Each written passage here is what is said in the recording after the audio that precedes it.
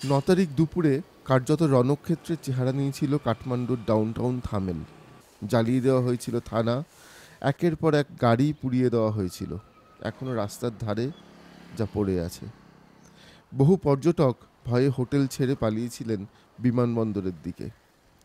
সেই ঘটনার পরিপ্রেক্ষিতে কার্যত জনশূন্য হয়ে গেছিল থামেল। কারফিউয়ের জন্য বন্ধ ছিল সমস্ত দোকান। ভরা পর্যটনের মরশুমে মাথায় হাত ব্যবসায়ী এবং ট্যুর অপারেটরদের। নেপালের জিডিপির প্রায় 7% আসে এই পর্যটন শিল্প থেকে। नेपाल का सबसे बड़ी आपके टूरिज्म बिजनेस है, लार्जेस्ट इंडस्ट्री भी है इसमें। इतना लोग का आपके जो नेपाली का इन्वेस्ट भी है इसमें, थोड़ा बहुत इफेक्ट तो हो रहा है इसमें था, क्योंकि फॉरेनर लोग था न्यूज़ देख के आ रहा है ना, उस हिसाब से इफेक्ट हो रहा है। 20% পর্যটক কমে গেছে বলে মনে করছেন স্থানীয় ব্যবসায়ীরা। তাদের ভয়ে আগামী দিনে যারা নেপালে আসার জন্য টিকিট কেটে রেখেছিলেন তারাও বুকিং বাতিল করে দেবেন, এমনটা ঘটতে শুরুও করেছে। नुकसान तो थोड़ा बहुत हुआ, जैसे अब बंद हो गया तो मेरा तो नुकसान है।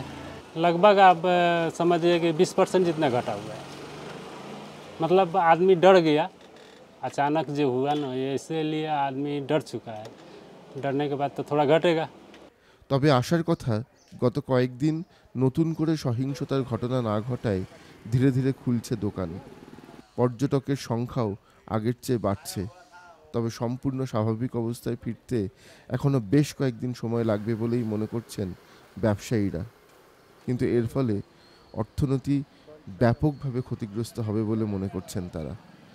অন্তর্বর্তী সরকারের প্রধানের কাছে তাদের দাবি, স্বাভাবিক অবস্থা যত দ্রুত সম্ভব ফিরিয়ে আনা হোক। অন্তর্বর্তী সরকারের প্রধান হিসেবে শপথ গ্রহণ করেছেন সুশীলা কার্কি, আর তারপরেই উঠে গেছে কারফিউ।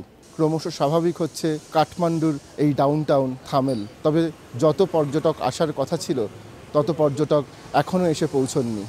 এখানকার স্থানীয় ব্যবসায়ীরা একটাই আবেদন করছেন গোটা দুনিয়ার কাছে, সকলে আবার ফিরে আসুন নেপালে।